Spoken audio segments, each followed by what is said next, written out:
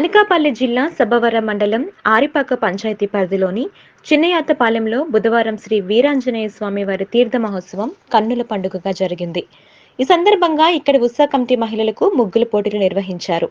ఈ పోటీల్లో డి కళ్యాణికి ఫస్ట్ ప్రైజ్, ఎం ప్రశాంతికి సెకండ్ ప్రైజ్, జి పర్వీనాకు థర్డ్ ప్రైజ్, బి శెట్టి పూర్ణిమకు ఫోర్త్ ప్రైజ్, బి తులసికి ఫిఫ్త్ ప్రైజ్గా లభించాయి.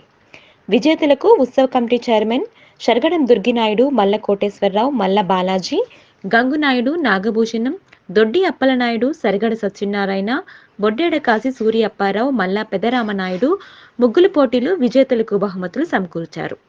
ఇంతకుముందు శ్రీ వీరాంజనేయ స్వామి ఆలయంలో భక్తులు ప్రత్యేక పూజలు చేశారు.